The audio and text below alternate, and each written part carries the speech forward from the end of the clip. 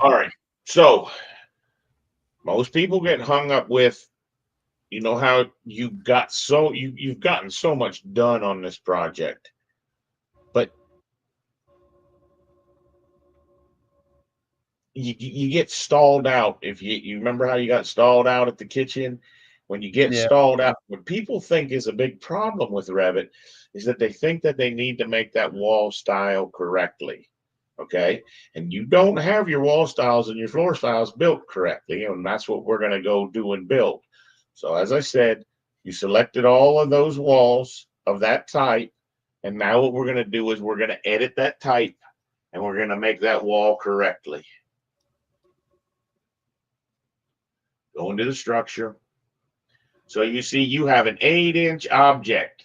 Well, what really is happening there is you need to put a layer of sheathing below the siding.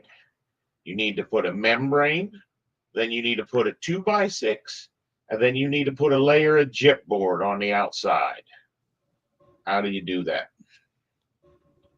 On the finished face or the interior side for the chipboard? Well, it's going to go from the top to the bottom is going to go. Ready?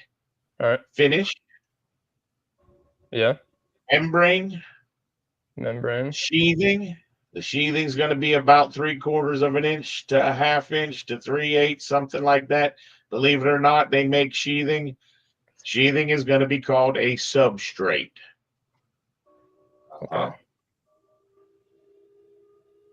Now, somewhere in there, that one there, you're going to have to tell it that it's sheathing. How are you going to tell it it's sheathing? You're going to go look for one.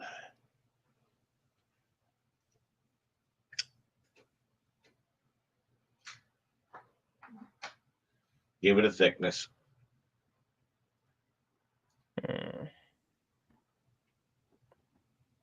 3/8 of an inch.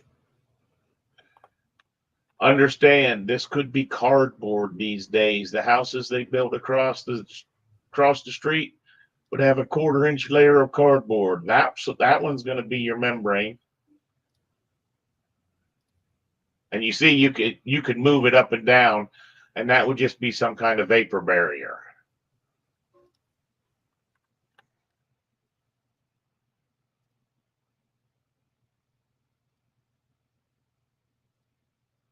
You understand, you're going to be creating all of those materials. All those materials, yeah, I create. Because what we're going to do is this is what's going to end up giving you the tagging capability. Okay. So right. you're good though. You're good for right now. The only thing put a layer of gypboard on the backside.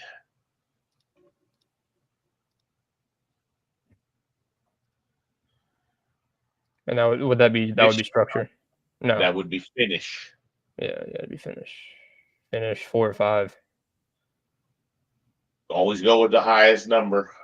You'll end up finding out that if you build another finish layer on the inside so you can carve stuff out, that's why there's 2 of those.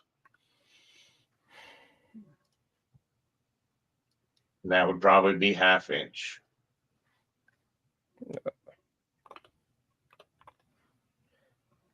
And then I didn't give this one a thickness.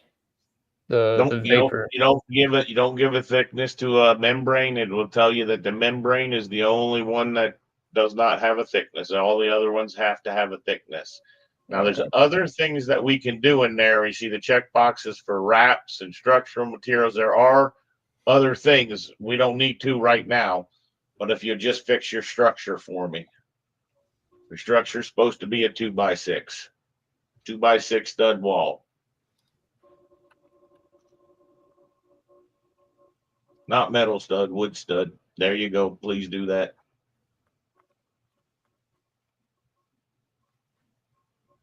Can I just select that for the time being, or do you want me to go ahead? If you do and you don't change the appearance object, what will happen is you're going to go try to change your wood studs one day, and you're going to change all of the plate in the entire job. You see how that's actually the material? No, stop.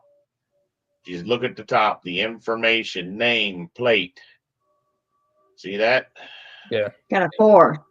If you change the color of this, you will change other things that had plate in them. Now, that might not matter, but one day it's going to burn you real bad. This is where we duplicate, and we would use the same name, wood stud.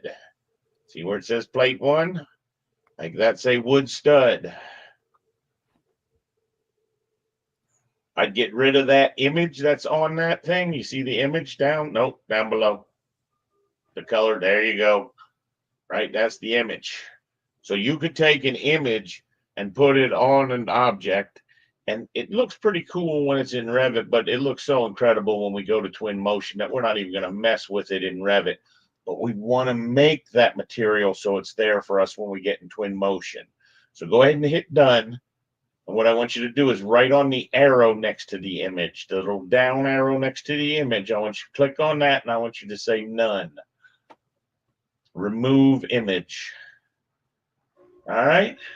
Yeah. Final thing. Let's make this thing look a little brown. We'll all laugh at you. What's your color of wood? A 2x6 that you would buy at Lowe's. Go ahead and show us what it looks like.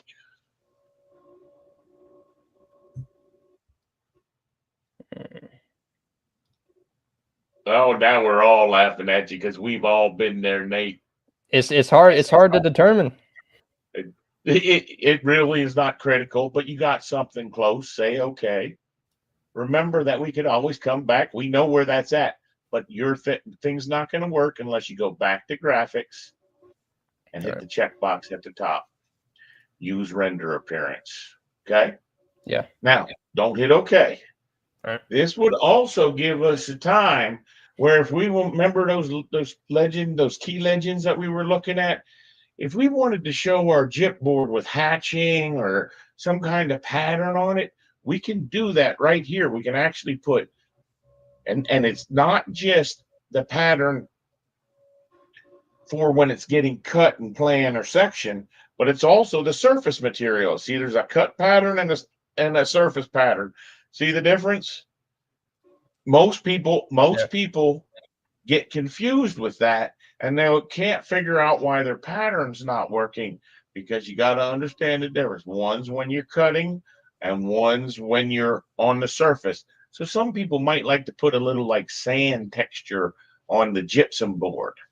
Okay. But remember, you just used the gypsum board that they gave you.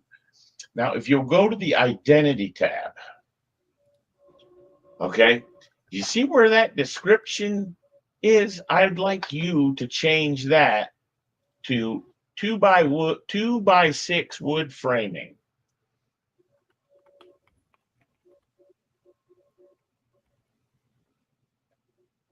Okay.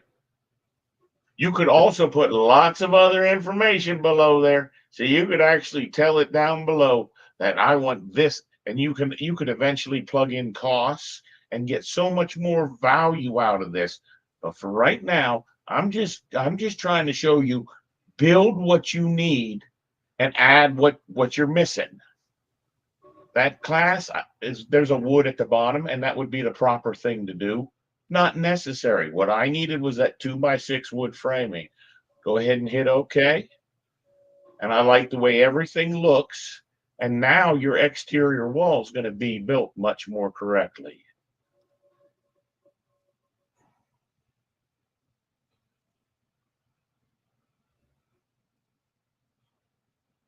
See it? Yeah. Now, you'd actually get, all those shaded colors, like the color of wood that we put on there. Yeah. If you change this from the black and white shade mode down at the bottom to the shaded colored view, now we might need to release the surface hatch. Go ahead. Okay. I think so it's the reason you didn't see it is if you go VV and release the surface pattern. So on walls, right? Release that override. Just say clear override. There's a button in the bottom, and say okay and okay. Now you see how the color of wood that you picked? Yeah. And you see the color of the siding, and you see the color of the gyp on the other side. Yeah. And you see how they put little dashes in there to show you that it's gyp. You're getting your detail more developed. But more importantly, what I'd like you to do now is go put in a material tag and hit your stud.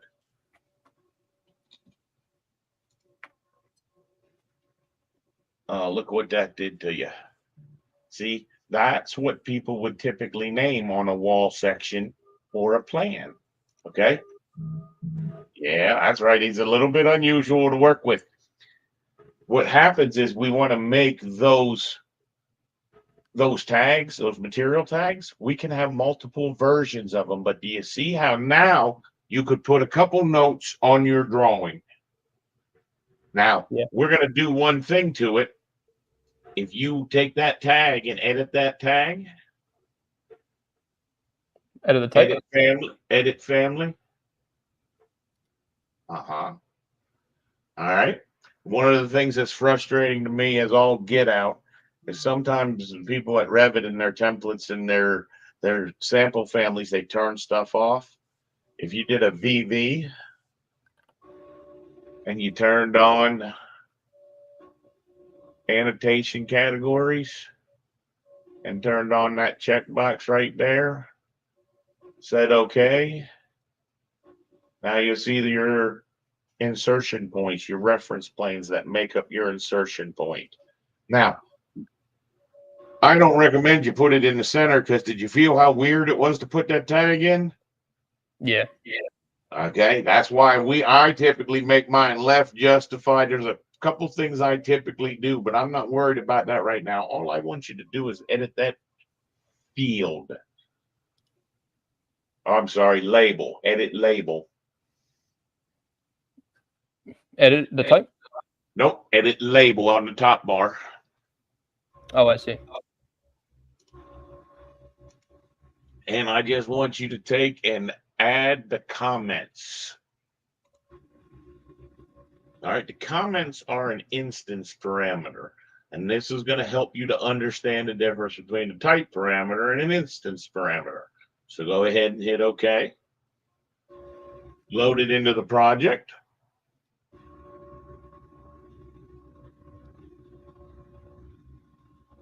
Now what will happen is, right, what happens is that is actually tagging the wall. So if you pick the wall and you looked over in your properties, down at the bottom, there's one that says comments. Yeah. And you could type right next to comments, verify this doesn't need to be 8-inch. Or you could type in gibberish. It doesn't really matter. But what you're going to see is when you do that, don't worry about spelling, dude.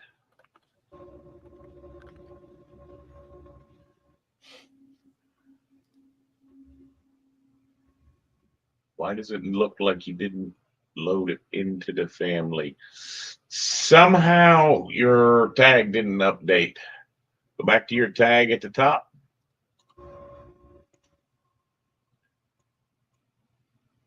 Yep, load that into the project. Nope, it's already there. That is not what I was expecting. Oh, I know why. Because you did it to the comments of the material. Go back to that tag. Ah, okay. All right. Nope. I know what I'm doing wrong. We can include that comments. What you need to understand is everything has comments on it.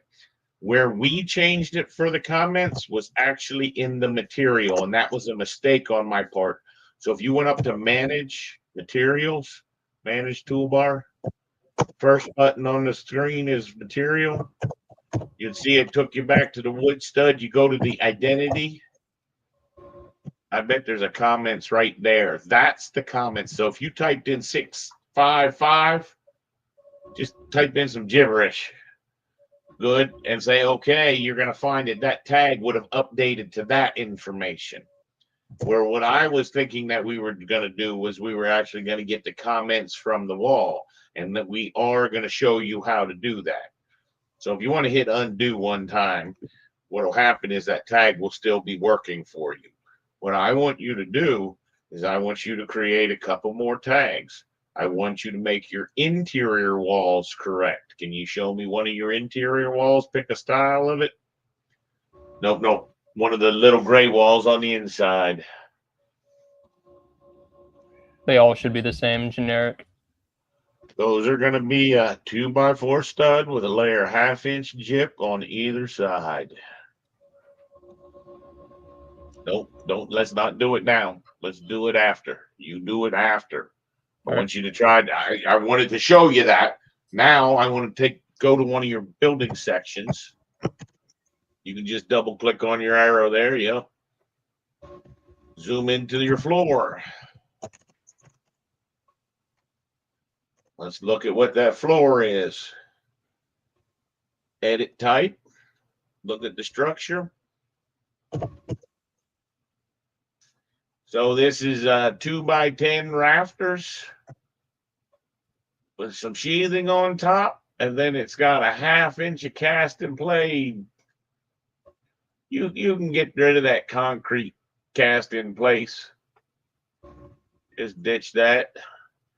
And then they put a 1/4 inch tile on the top. I like that. Okay. Okay. Do you want me to do the VV and take away the Yeah, outside? let's do that. Let's do that. Sorry, I thought you said 7:30. Oh, you're fine. Do it for the walls as well? Well, yep, you could, but remember when you're doing that you're going to need to come back and create a template and apply that template to all the sheets. These are all sort of a test for you because this is the real process. Go zoom into the walls, and I want to show you something. You're just at the stair right there. I'd go do that at the opposite end of the building. I want to see the floor and the walls combined right there. They cannot build like that. Do you understand that? You see that stud is going all the way up and out? Yeah. That's called balloon framing. What would happen is if a fire was started in that whole wall would act like a chimney and burn the house down quick as anything.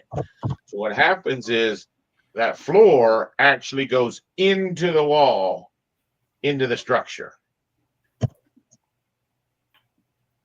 Yep. You see where yours is stopping at the face of the wall? Yeah, it would need to go in here.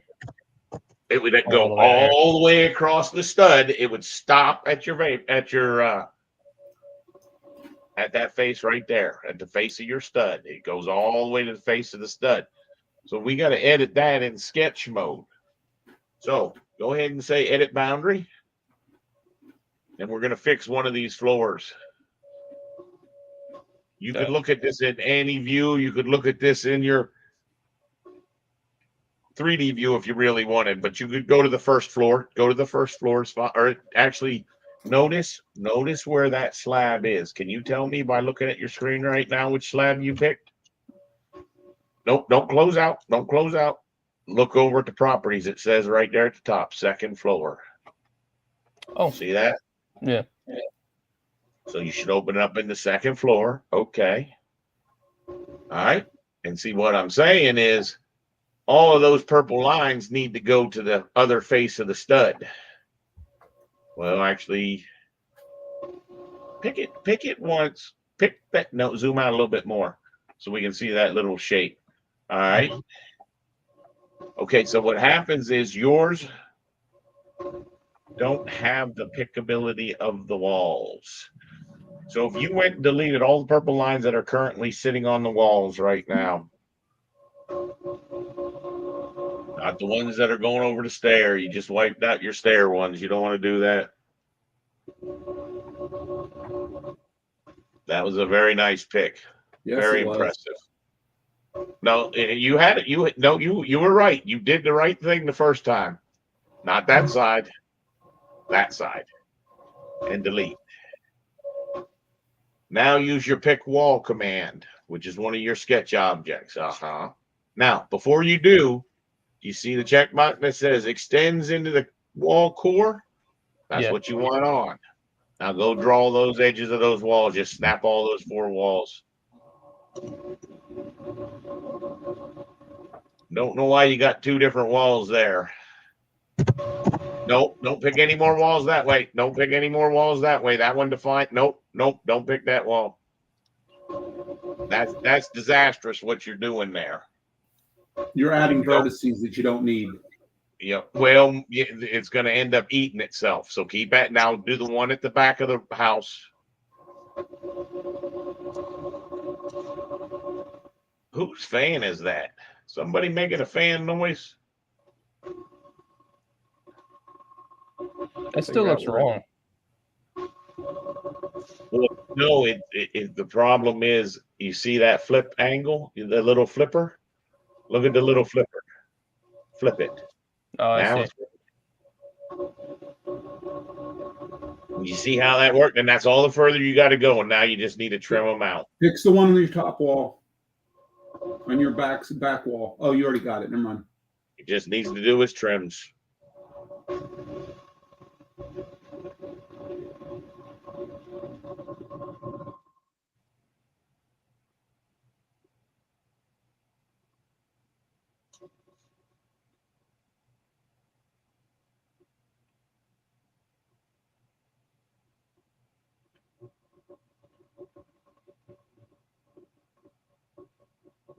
Finish up.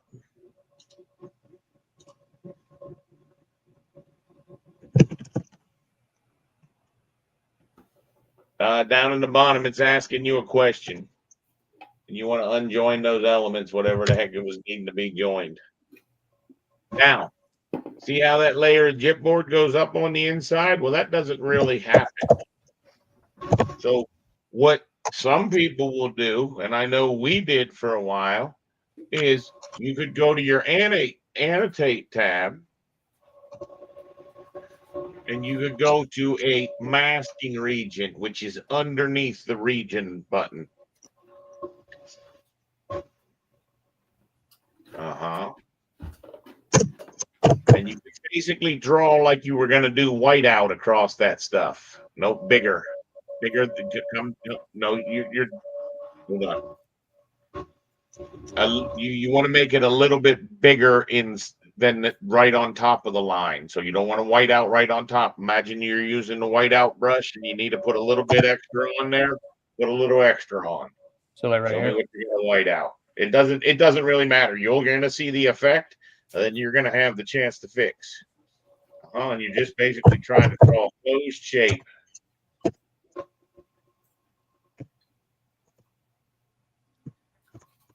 And finish. Take off the screen. You see how that whited the stuff out? Yeah. All right, now double click on that wipeout. Take the bottom line, change its line style from thin to invisible.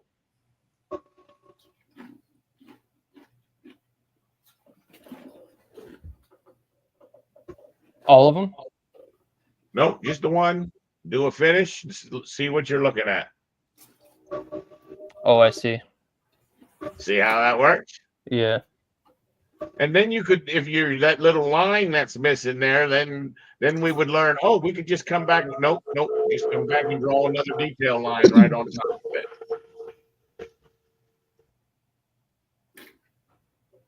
Misty, just so you know, I muted you until you're going to chime in because we're getting some bad background noise from it. So take that white out away. Take the whiteout away? Yep, I just wanted you to see how it works. Now you can use whiteout to make your thing look better. Now, What we would actually want to do is join that floor with that wall, and then you would see that the stud, watch what it does. Try it. Use the join command, modify, join, and join those two conditions. This with this? And there it is. Now your floor is interrupted. The wall. That's how it should have been interrupted anyway. If you zoom out, then you can see those studs are resting on the top of that wall. And see, what we typically need to detail for people is to tell them what they put at the where the wall. Yep. Now that one's going to be a little bit different because the wall below is going to be concrete. Yeah. Right? You should actually get a concrete pattern, and you should make that floor sit right on that wall. So this should come out to here. Yep. And then they should get joined, and you should do that with all of your floors. Okay. Have you put your fascias on? Did you put? I didn't even see. Show me your 3D view without any section cut box. No, I have not. All right. I never did ask you what you did for the roof. I was going to ask you yesterday before we got off, but I think we got a little sidetracked. If I did that right. Is that a curtain panel? Yeah. Yeah. Yeah, you don't want to do that. You don't want to do that? No. Okay. Look, you want me to delete it? No, I don't think you need to delete it. You just don't want to do that. Let's see. All right. I looked up a video for that, so I don't know if... For extra credit, I could tell. For extra credit, I want you to create something like that right there as a family with your initials or something of you put onto it. I want to see if you can make that object. Now, the reason I was going here was so we could see how you would make a roof, right? Because I'm just going to go new project. We don't waste any time. We just use the architectural template. When you're going to make a roof, come on, baby. Don't have any walls. I don't need any walls.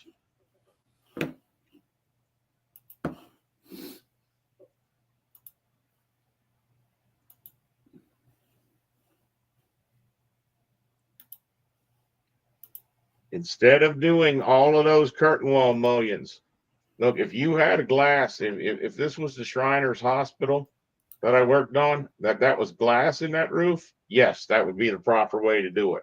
What you want to do is you should have just gone to your type of roof, right? Gone to its structure, inserted a material. That material should have been standing seam. Notice I don't go find standing seam. Instead, I duplicate this. I stay standing seam. I take that word and I copy it. I come to my, I always check that guy. I come to my appearance, duplicate it, paste it. I think on this one, we're going to use one of these hunter green roofs. And I go back to my graphics and right here on surface pattern. Okay. What we're going to do is we're going to make a model pattern. A model pattern is something that stays the same distance. If it's 1 foot between the lines, it's always 1 foot between the lines. A drafting, it adjusts itself depending upon what scale drawing you're in. And it also doesn't follow the shape. So it needs to be a model. Here I go with a new material, a new hatch pattern, and guess what I use? The old Control V standing seam. And I'm going to say that at 90 degrees, I want this to happen every 16 inches. Okay? That quickly. Oh, needed to give it a distance.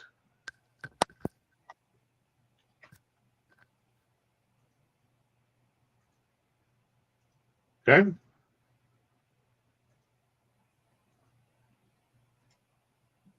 That's the easy way to do that. Now, understand, if you wanted to, most people don't even know, I can tab in, I can grab that actual hatch pattern, and I can move, I can nudge that hatch pattern to where I want it to go.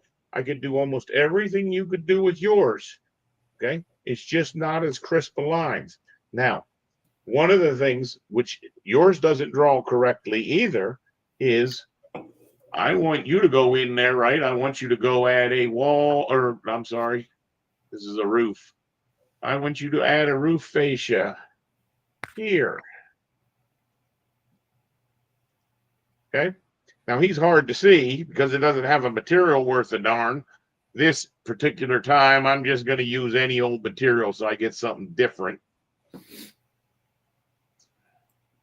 I'm just going to make it the sash. See, because I understand sometimes you got to just be fast at doing something. I'm not even afraid to go back and fix it later. We have to go at the pace of the project. And that means you can't be getting stuck in potholes. Now, if someone told you, but Brian, at the top of this roof, there should be a cap. There should be a hip cover here and a valley cover here. If that was the case, you can do that with the same command. Roof fascia. And you can actually put that fascia. Can you see it? Yeah. Not very good. If I pick the roof, you can see it right inside there. Now, you know we can change that shape, right? If we put a profile on it, if we pick this object here, we can go edit type. We come down here to a profile, and we can put Nathan's super duper ridge vent on there. And I want to see you make me a ridge vent. I want to see those trim boards on your roof, including your low roof. And I want to see you swap your roof out for the appropriate roof. Okay? All right. Go back to your screen. That's good for the weekend. You've got plenty to do. Ask me any more questions you need to do from what you've been working on. Do you have any more questions that you need answered? Yeah. So for my sheets, I think on my basement I have no on my first floor. So far, this is just what I've put in for placeholders. I know I have to put in a lot more, but I think I remember you saying. Pick on one of those. Pick on one of those. So that is activate the view for me. Double click on it. So you made a project view legend, project info legend, abbreviations and a symbols. More than likely, those three could have been made drafting views because you only are going to use those on one sheet, typically the cover sheet. The plan notes, I can see that's where your symbols legend. Some people do put those on every sheet. No, that's fine. Do understand that you have that ability to put some things in there right now. See your symbols legend? Let's get out of that one and go into your symbols legend. So double click and you're right in there. Now go to annotate component, place a legend component. There we go.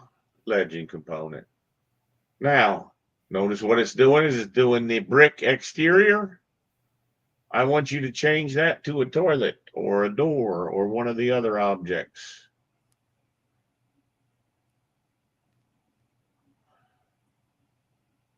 Doesn't matter which one. Can I just do like a dryer? It really doesn't matter. Those ones there are scary looking. Oh no, I see 22. See, you look at the toilet domestic 3D. Put that thing in there. All I want you to see. See how you can put that symbol right in your symbol, and then right there you can explain what that is. And if you had another one and you were going to show ones that were being removed as dashed, you could put a second one in, override the qualities of it, and make it so it was dashed. So you didn't leave much room for your symbols legend is the moral of the story. Yeah. I'd have to adjust those after I'd probably finish one and then go to the next. That way I know I haven't enough room. Well, I'm not going to be real picky on those. I gave you some pretty hard tasks, but it's only going to get harder because then we got to go back and clean your windows up a little bit more. I need you to get your wall styles, your floor styles, and your roof styles correct. Roof Right. style is going to be the same thing. Now I know you know enough about construction that it's got 2x8 rafters. On top of that 2x8 rafter is going to sit a piece of plywood, and then there's going to be a vapor barrier. I don't care if you miss that vapor barrier, but then there's going to be either shingles or metal standing seam roof. And you see, my question to you is, I'm going to tell you, we just got notified that they can't afford the standing seam roof because it's 3 times more than a asphalt shingle roof. So they want asphalt shingles. So I'm challenging you hard, believe me, because this is something that a lot of people go nuts over, is how to put the shingles on their roof. Don't be afraid to go find a video on how to do it, but I want you to change that metal standing seam roof out for a shingle roof. That Okay. could be a real thing that someone could give you. I think we've burdened you. I should not worry about you having any time before Monday. You're doing awesome, buddy. You're doing awesome. Was that a little bit of a gut punch? Are you reeling? Tell me what questions you have for me. No, I feel good about it. It's just In all honesty, if I was doing this job, I would put the basement and the first floor on one sheet and the second floor and the roof on the next sheet. okay. So just combine them instead of You don't having. want to look like a rookie, right? That's combining them and cleaning them up. And what I'm practicing you at is, you got to understand, I need you to create like 700 sheets sometimes on a project. I would say we're probably looking at about 50 sheets to do that plumbing and mechanical project. Yeah. More like 75 if we get the electrical. Okay. Yeah. Which is where I think Eric, tell me what you want to do, but first give Nate a chance. Make sure I'm wrapped up with Nate. Oh, I was just gonna You're say, good? yeah, I'm fine. Yeah.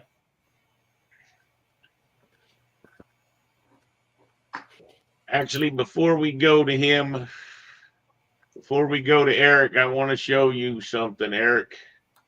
That's fine. I don't really have anything planned. I don't know what you wanted me to get into. Oh, I thought you were going to try to do the electrical. Read the syllabus. Do we just want to talk? We can just talk. I sent you both the electrical and the mechanical duct one. The syllabuses. Yeah. All right. So I was playing with some families.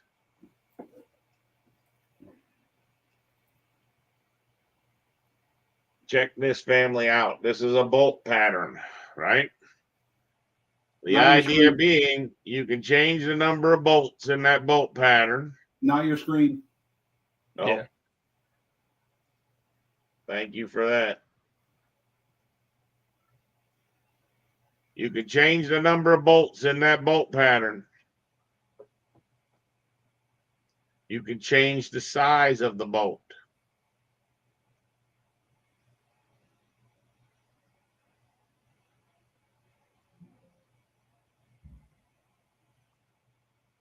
Do you have any idea how you would do that?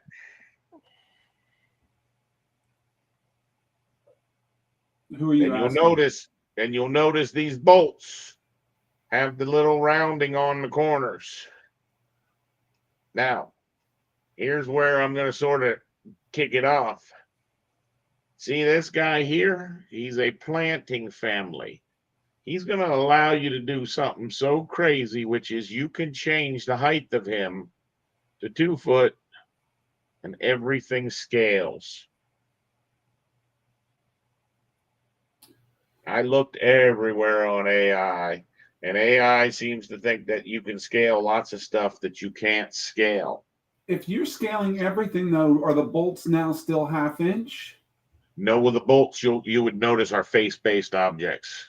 Okay. See, my thinking was, to be able to take this guy here and be able to say, create similar, come over here, right to this top, type in SC to snap to the center. Now I could take and say that I had a 1/4 inch bolt on a 2-inch diameter. Oh, the bolt diameter is not working. I'll have to fix the bolt diameter of the array. And that's the diameter of the array. And the idea is this way you could put any round bolt patterns. If you ever needed it in one of those assemblies, boom, you could have it.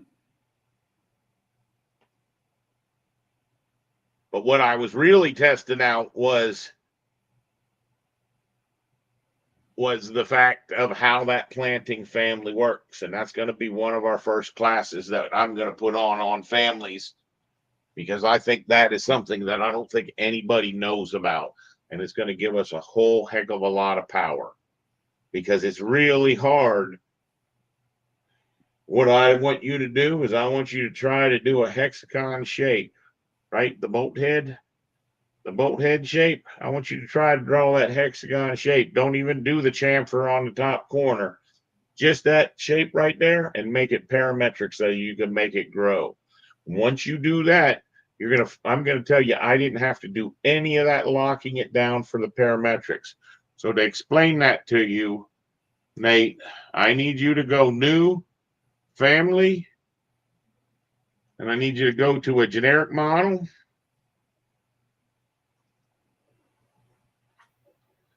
And all I want you to do is do an extrusion with a 6-sided object.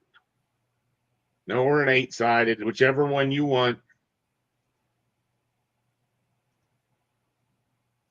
And I want you to make it so that I can make that size bigger or smaller by putting those parameters on there. You know how we do these parameters? Trust me, I don't believe this will work. If this worked, I'd flip my lid. Right? It should really be just those 3 dimensions. If we took all those dimensions and made them a parameter like size, we would hope that we could come in here and change the size to 4 inches, and it's not going to work. It's going to say remove references, and it's going to create something like that. Your exercise is to make that shape in a generic model family. This is the beginning of you building families. So if you thought it was bad enough, the stuff you're trying to track right now in your head, this is what's coming next. Don't be afraid to come back to the video and watch what your homework exercise is. Okay? Yeah. Eric, do you think you could lock that down? You said without using reference planes? Nope, you can use reference planes, because I want you to make it as complex looking as you can so you can show me on the screen, and then I can say, oh, for you, I want you to also understand that what I did for the top surface of that, and it took many years for me to figure this one out, okay? So the top surface of this nut is typically going to be, so I would not want to look at this in the front view. I would want to look at this in the left view where we have the extra 2 facets. The top surface of this nut is created by something like this, a revolve that comes out here, and they hit with a piece of sandpaper.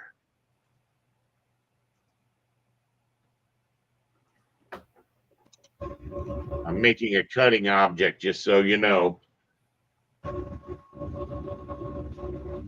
An access line. I kind of figured that's what you did. All right. Make that into a void and cut it. And if you look at that, you'll say, hey, that's pretty close to what it looks like when people try to draw that in elevation for real. Okay? So you see, you have to come up with the lockdown parameters. Misty, you're shaking your head. Tell me. You got way too much detail. It's just a bolt. Yeah, well, it's like 300 kV bolt. We can put them in all day long as you build them the way that I do. But I'm telling you, Cool. that doesn't slow anything down. Okay, but my way, I have a bolt that you could put that it was a 4-inch bolt if you needed a 4-inch bolt, or it could be a 1/4 inch. Now, if you're putting a bunch of 1/4 inch bolts in there, Misty's exactly right. But there are some assemblies that sometimes need that big faceted edge on there. You know, one of the times I've seen it, sometimes on those valve bodies, they have a spot for a big wrench to go on there, and you got that same faceted set. The problem is if you build it the way of doing that extrusion and not being able to control it by the scale. And when I show you next week how the scale works, you're going to be like, this is amazing, because you do need to understand something, please. This thing here, nope, not that one. Yep, that one. If you think you can do this, all I want you to do is take a chair, just a simple chair, as simple as you want it to be. It can be as boxy as you want, and show me how you can take that chair and make that chair be a different size as quickly as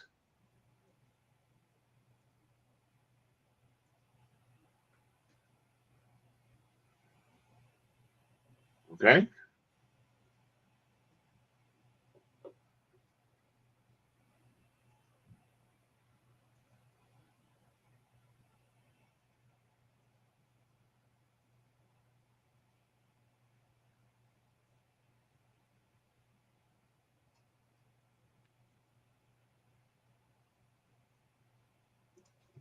Hey, before this is over, do you mind helping me solve a problem?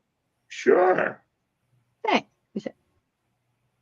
See how that chair is 3 different sizes?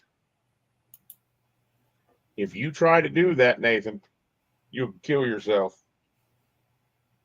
It'll drive you nuts. The same way you did. Well, I'm going to show you how to do it, but there's no, and to be honest with you, I'm not opposed to. I'll clean this file up a little bit, and I'll email it to you guys so you can actually try to copy from what I'm doing. I couldn't even do it. What I did want to show Eric is in this generic model. Do you remember when we used to play the game where, let's say, right now this is a generic model. If we change this to casework, it's going to end up getting 3 new parameters, right? Mm-hmm. So if we come in here and change a generic model to a type of casework, go to the parameters, you're going to see we got this depth, height, width, the size I put in there. But these things and the finish and the construction type, those are all very special. Notice I cannot delete the parameter. If I try to edit it, it's going to tell me that it is a built-in parameter. You with me? Mm-hmm. Watch this. So I've had people ask me, how can I make my height of my casework be an instance parameter? And you would say, well, you can't do that. See, can't change it to an instance parameter. You'd make a new one that equals height. Control C. The only way you can make you could make one that said height Brian, okay, or height something a little deviation, but then it's not getting recorded in the project. So you actually want to use that height. Here's how you go about doing it.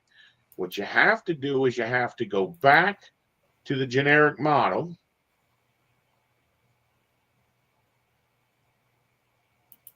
Notice the height went away. You make a new parameter. That's the height. That's the instance parameter. And say, okay.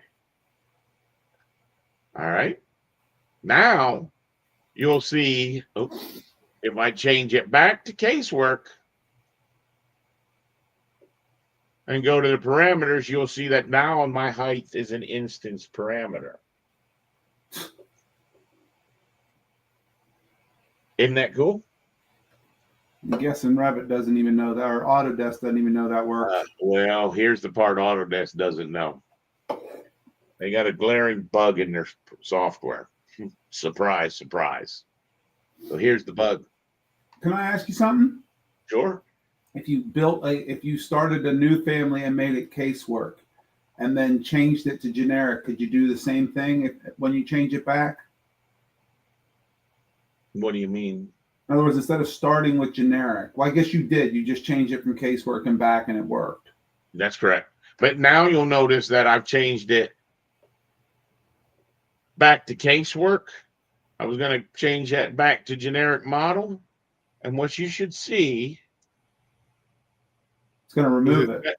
Oh, what's that? Is it going to remove it? It's going to remove all the ones that I didn't make manually, but I made this one manually, so it kept on to it, right? Yep. But you'll notice if I pick on it, I come down here and I could delete it. I could edit it because it's a parameter in my family. All right. Here's the problem. If you happen to go to a structural foundation, don't ask me why, but I just happened to find the bug. You'll see that now if I go to the parameters, right there's my height. You see it? And if I pick on it, oh, that was what it was. I have to do the actual width. So we're going to do the same step, basically. We're going to change this back to a generic model. I might have been a little bit early on this because I just solved this right before I kicked off. So I'm going to make a parameter under that same principle. Can't edit that one. I want to make a new one. That's the width as an instance. Say okay. Say okay. Now we change it back to the structural foundations. You will now see that when we go in there, you'll see the width I have for the structural foundations. I can make it an instance parameter. But now the interesting thing that has happened is if I go back to a generic model, when I go to the parameters, you see that width and that height? See how the height I can delete right down here? Mm-hmm. Watch what happens when I try to get the width. It's become a built-in parameter. It's a bug. If you change it to a structural foundation and then back, you'll never get rid of that as a built-in parameter.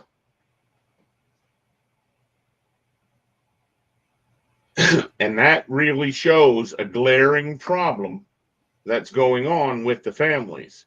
It's only with structural foundation, or you've only found it with structural foundation? I just so happened to find it with structural foundation because what happens is it's almost like I'd love to see this schedule right here. This all these different types of families. Which does it fill up more than my screen? Nope, not quite. I'd love to see when each one of these was created. So in other words, structural foundations was probably created like Revit 2013 or 2014, if my memory serves. I believe structural connections came in somewhere around 2019, 2020. And if you were to look at the new ones, you would find there's some additional ones. Remember, we're like, oh, they finally did kitchen equipment and they finally did medical equipment. Here's the thing. You have to realize that a lot of these families do not have those built-in parameters like the specialty equipment. Now, don't get me wrong, it's going to show that bad one that's in there, but you would find it doesn't really have any additional parameters. Other ones, on the other hand, like an air terminal, see how that has max flow and min flow? you remember we've talked from time to time? Nate's going to eventually ask us one day, well, Eric, should that be electrical equipment or an electrical fixture? How do you answer that, Mr. Electrical, that you're going to teach electrical? Say it. What is it again? How do you determine if a piece of an object is going to be electrical equipment as opposed to electrical fixture? If you were going to describe to Nate what his family should be, how does he know that it should be electrical equipment versus electrical fixture? Or how do you know? I Or would do you just not. take a stab at it? Yeah, I'd probably look it up and see what the Here's how I recommend you look it up. When I make it electrical equipment and I go Larry to the just said it was a parameter, panel board. it's a panel board. Look at this thing, screams panel board, panel name, mounting.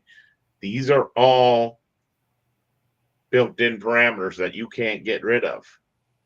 And see, what I have to do in order to teach you guys, you've got to understand, Nate, when we get to learning these families, there's a lot of stuff to learn about these families. And that's going to be going through this list. And because understand, the one special thing about planting, I'd have to make a new one. I'm going to make a brand new generic model. Give me 1 sec.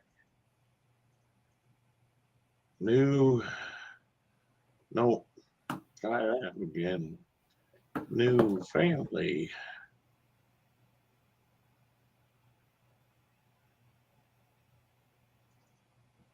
The generic model,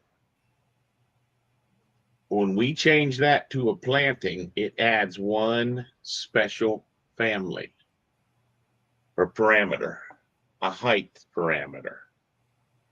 Okay? So you want to really get tripped out. This was the first bug I found and had a fit about.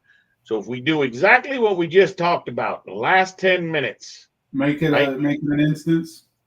Yes, that's what I'm going to do. I'm going to take that guy back to generic model.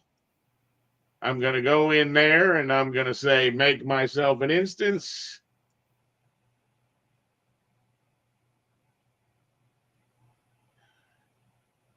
Of height. That's all I wanted to do was make it an instance. Watch what happens when I change this sucker back to planting.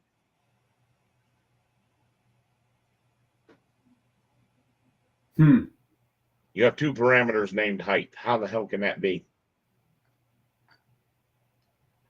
What happens if you drive that if you actually put an element in there, drive it into a project, and try and change the instance? I'm guessing it won't control the height the way your little phone booth thing did. That's correct. That's because exactly the only right. one that controls it is the one that doesn't say default. That's exactly correct. Now, if you can understand that, like that bolt, I'm going to make LED buttons. We're going to make a bunch of different objects because Nate's going to be building this toolkit with me so that we can detail those objects. I don't want him to have to learn the old way to detail. I don't really see a reason to teach Nate much more than what we did about filled regions, masking regions, text, and lines. Because I don't know about you. Actually, I do know about you, and I do know about Misty. We don't draw that way. We draw with a model. The model is the important thing. And you need to be able to get your stuff to look right. It's nice to have that backup, Nate, to be able to use the masking region. If you got an architect who's just totally being a pain in the butt, I'm going to show you how you can use that masking region to save your day and not have to fix the minutia that's going to take you a day and a half to fix how a wall joins up. We can fix that stuff. That's what that is. It's sort of like spackling. It's a little bit of fake sugar smoke screen that you throw up in front. It's a sticker. But I don't really want him to learn that because that's definitely not done very often on the coordination models, and that's where I'm planning on using Nathan. But I thought it was good. I figured we could get together just for a little bit. You don't have anything you want to go over? You didn't want to run through that syllabus? We're going to do that on Monday? Nothing specific. If you want to show my screen, I did find out your AAC thing. $150 or $180. $90 a month if you do it by the month. $59 if you do it by the year. And I don't know which one of these two you would need. How did you get that? I saw a screen that said $180 a month. On mine? Go to your products. Go to BIM Collaborate.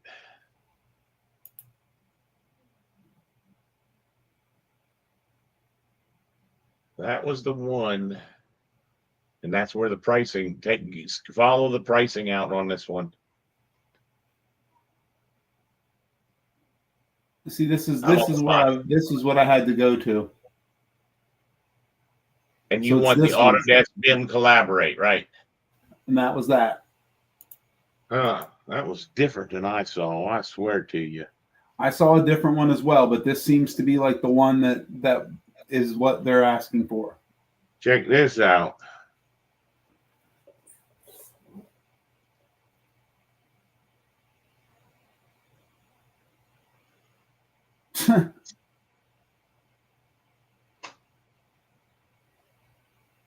Autodesk website. Oh, that's what I'm on.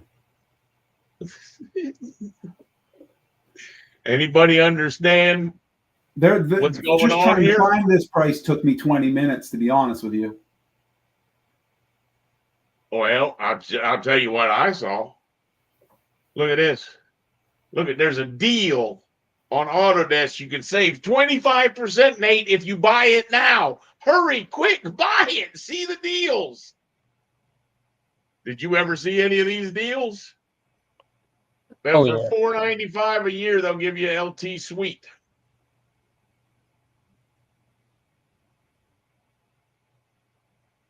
What is an LT suite? Deals?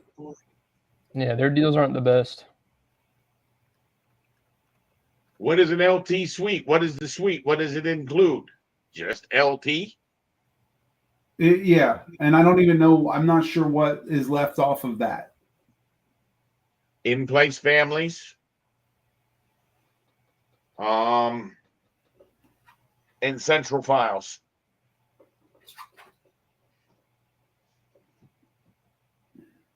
That's what's left off of it.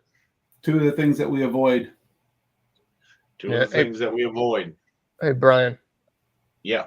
I see the same thing that you see with the pricing for the BIM Collaborate, but I do think it's probably the BIM Collaborate Pro that you're on, because that's the same one I'm on. What did Eric have the same one, or was it just there was BIM Collaborate and Pro? Oh, okay. They're both in see, here. the Pro is only $79 a month. Oh, if you go by the year. Oh. See, that's your 120 a month that you were talking about, Brian. Yeah. How did you have it set a second ago? Okay. There's an annual and a monthly. Did annually, monthly. That's why it was doing it that way. Oh, I see. Okay. And if you remember in the middle of Thursday's or Wednesday's class, we went to that Ask Anything meeting. Mm-hmm. You remember how, as a matter of fact, that might be a good way to end it. We missed the beginning of it. Why don't I go ahead and try to play the beginning so that we can see, because you'll see that they're like, oh, the biggest new things that are coming in is the fact that you can work in the cloud. And don't get me wrong. I in all fairness,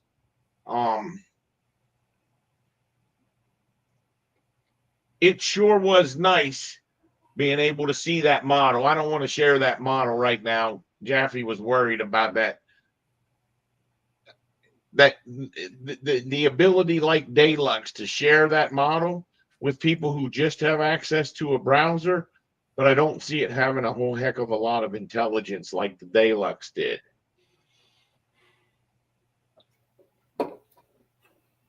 I wanted to go here. This just came in.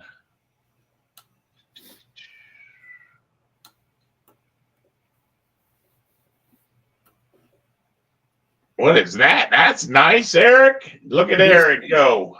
This is just the sample file. They actually have the sample for all of this building in 24. I think it's in 25 as well.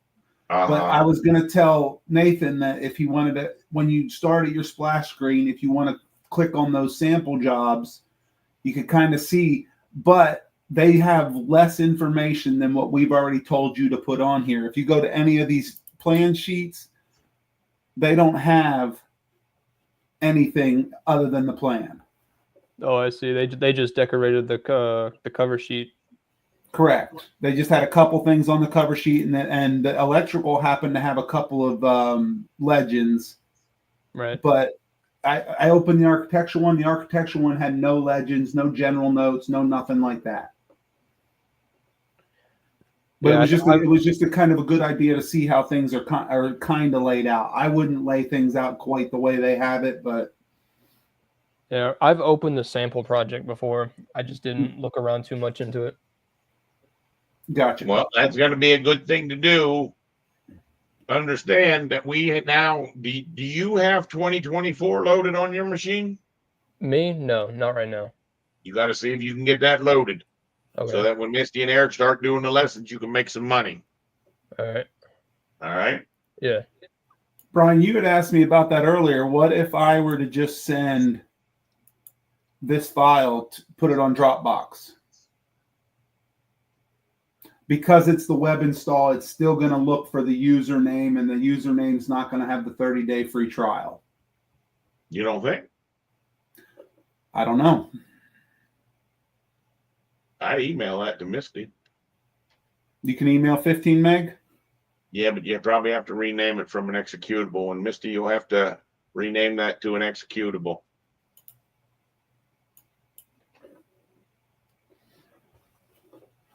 I don't know if she's still there.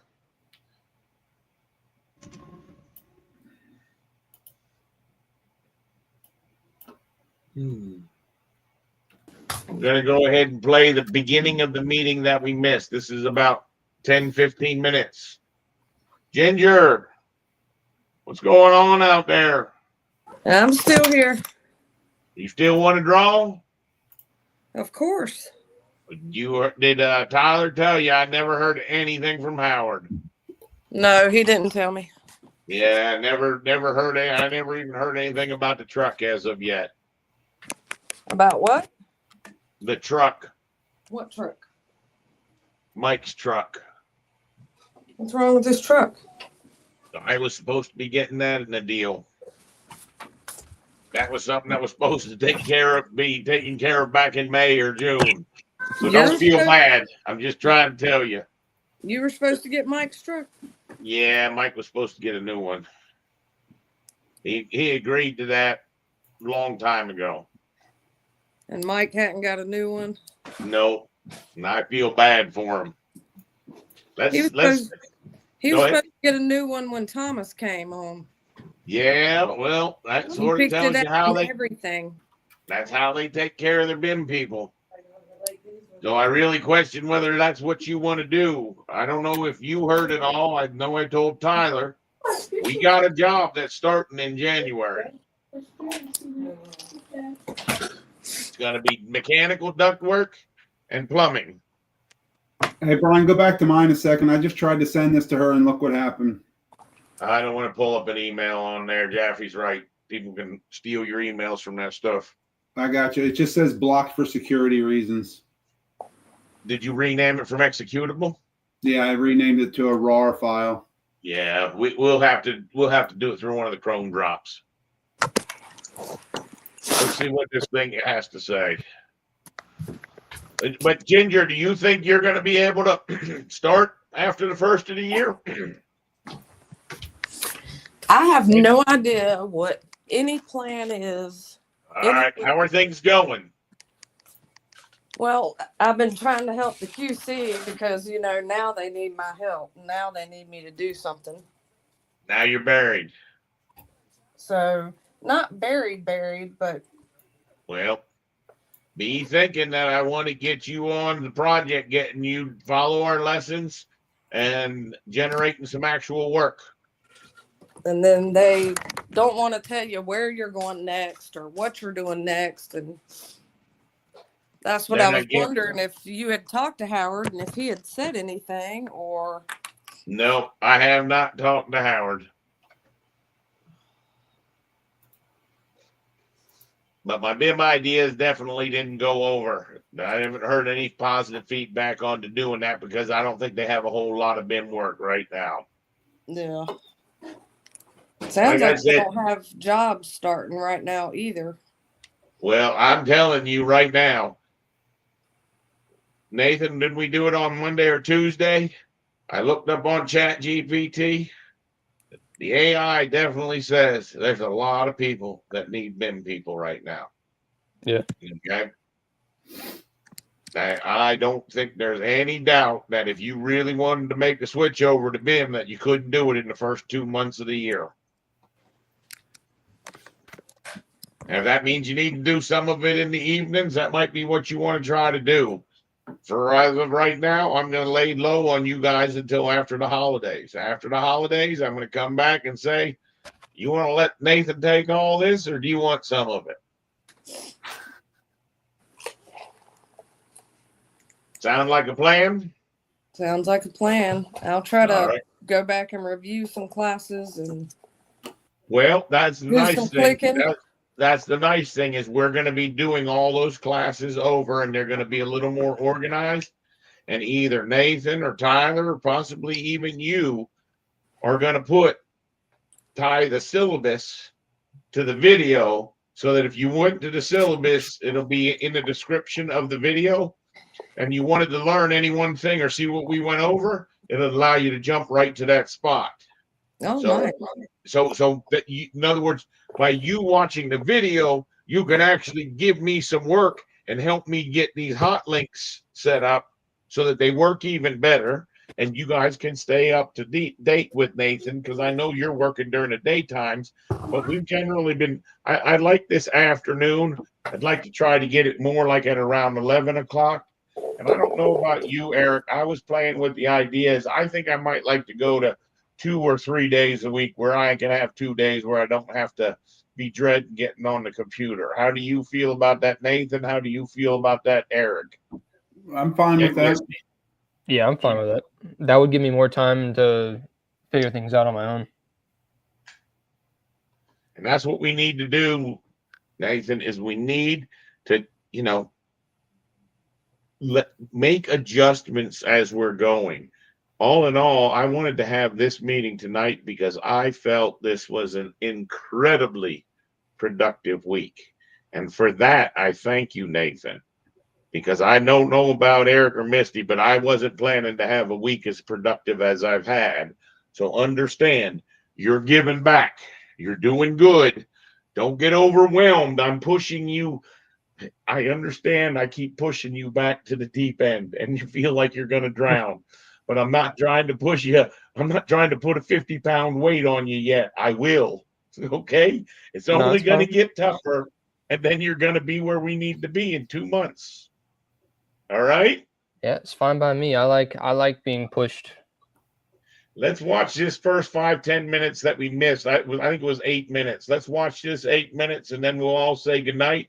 And everybody can have a good weekend. I'm hoping like hell you'll be able to hear this.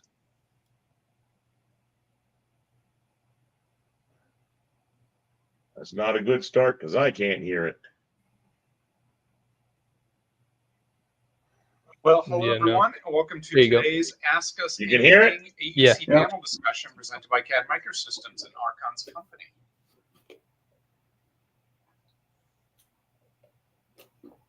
So a little bit about CAD Microsystems. You probably know us for the people who sell you your software, but we're also a full service consulting firm.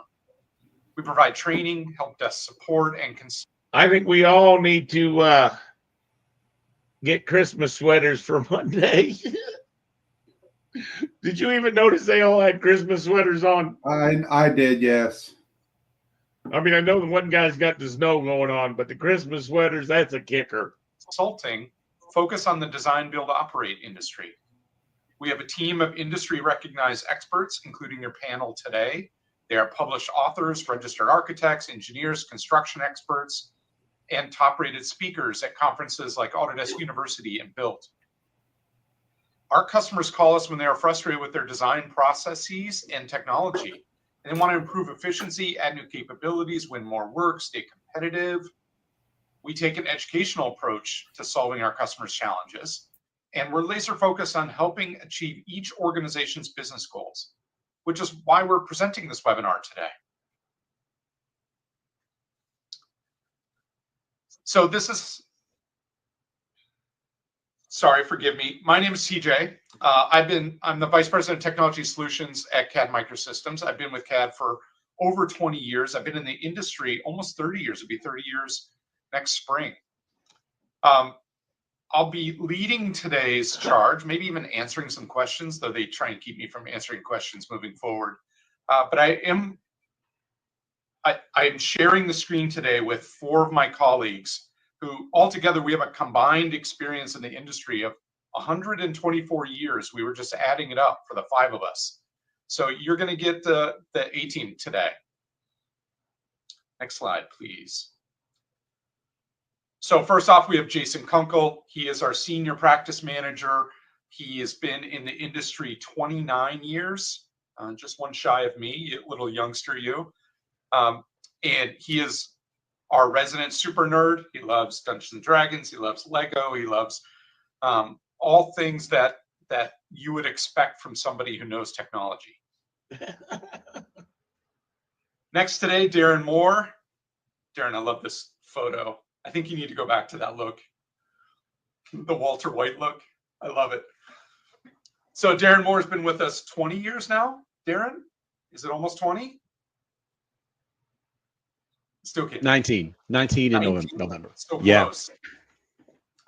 He's worked in every single industry that exists on the entire planet at some point or another. So he is a man who knows a lot about many different things. Next, we have Matt Haraka. So Matt comes to us from the construction side. He's worked both in the trailer and in the field, though he prefers the field. He'd rather have his boots on, I think. Matt has 21 years of experience in working from VDC through delivery on the construction sites. So he has a wealth of knowledge as well. And rounding out our team today is Bennett. So Bennett is one of our senior consultants. He's a civil expert. He has over 15 years experience in the industry. He has the snowy background, which we were all appreciating on this fine December day. And so that's your team for today. So we wanted to start off with just giving some takeaways. So Autodesk every year does Autodesk University. That is a conference that Autodesk puts on. Not a conference, Nate. It's a time to have fun in Vegas and go nuts. We all went there, what, about 25 years ago? Something like that, 22 years ago. But the gist of it is, it's really a marketing push, okay? So ironically, that's why I wanted to see the beginning of this, because we're talking about that ACC. So here they're going to talk about how hard they're pushing. Watch how hard they're pushing for people to work on the cloud. And I will tell you, I don't believe in working on the cloud. Okay. That has over 10,000 people. I heard there were over 12,000 people at this year's conference in San Diego back in October. And so Matt and myself have a few takeaways we wanted to talk about with this conference. So Matt, I'm going to turn it over to you to kind of talk about what you saw at the conference. Yeah, absolutely, TJ. The first thing, I'm just going to go left to right here on my slide. The first thing is data integration. Everyone was trying to figure out how they can move data from one field to the other, and not just inside of one program, but across their entire technology stack. I saw and heard a lot of conversations about connecting their financial information or information during clash detection, or even moving from one trade to a general contractor or back and forth for handover delivery. It definitely seems that is a desire from a lot of different folks. Autodesk Construction Cloud development is increasing drastically. There was a large amount of emphasis on roadmap feature updates. In fact, we were pulled into a couple sessions that were focused on each of the different types of tools that are in the entire construction cloud. So if you're looking at the AC collection and then BIM Collaborate Pro and then Takeoff and ProEst, right? All the acquisitions that they've made, they're making a serious investment in tying those things together. And this year is very exciting. It seems like some of those things are really getting tied together. The venue I thought was great. Being in San Diego is definitely different than being in Las Vegas. It's definitely different than being in New Orleans 2 years ago as well. I thought the Expo floor was completely different than what I'd been before. It definitely felt like a trade show before, but this year it felt like you were in an experience. The lights were dimmed. There was lots of potted plants put all over the place. I don't know why, but that was definitely something I took note of. And then artificial intelligence. I have not seen as many different kiosks about tools that had to be or that had to do with AI. And with data integration, there is a large emphasis on connecting AI to data lakes to be able to extract that information and then move it elsewhere. So that was my real takeaway. Had a great time. Looking forward to it again next year. Thank you, Matt. So I had a very similar experience to Matt. It's funny, we made our slides completely independent of each other. This is my 22nd Autodesk University in person. So I've seen a lot of AU over the years. I think the first one I went to, there were about 5,000 people. So about 2.5x what it used to be. Like Matt, I saw just a lot about data. And it's interesting. We have a question we're going to answer in a little bit. Somebody asking kind of what's the next big thing from Autodesk.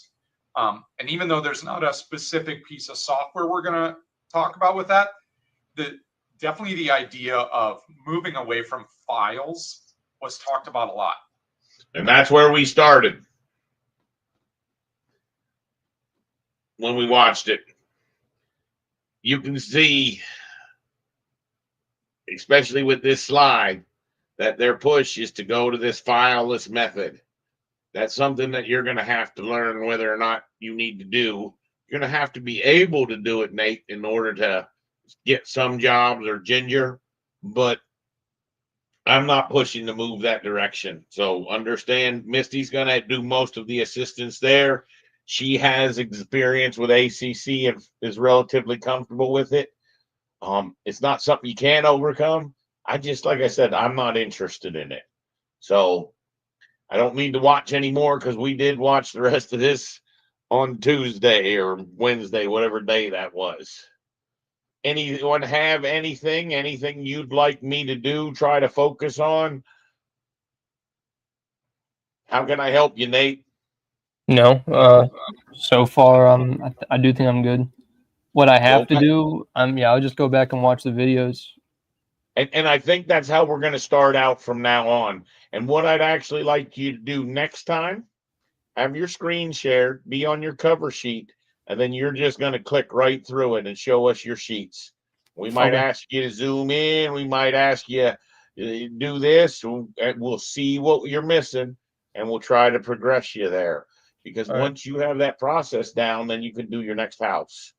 Yeah. But understand, you're going to be drawing the school come January. All right. All right. Okay.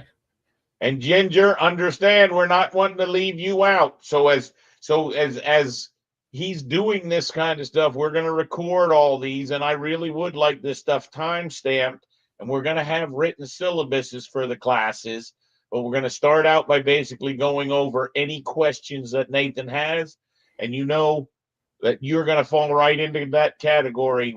We would do you as well in the first part of the meeting, any questions you would have, and that way we can answer you and Tyler's questions and get you up to the same speed level with Nathan. I don't think Nathan has left you behind, but I am telling you right now, I have never seen someone learn so quickly.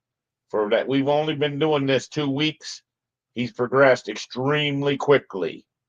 So please try to watch the videos, or even if you listen to them in the background so you can at least hear what's being gone over on a later date. You know how to do that, right? You are able to access the old videos once they're posted? Yes. Perfect. And we're not trying to leave you out. I think it's all going to work out. I think I'm thrilled with the team we've got. Eric and Misty, thank you so much for all your efforts this week.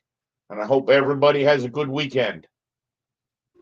Yep, and y'all as well. All right. Bye, guys. Good night, guys. Thank you, guys. Y'all have a good night.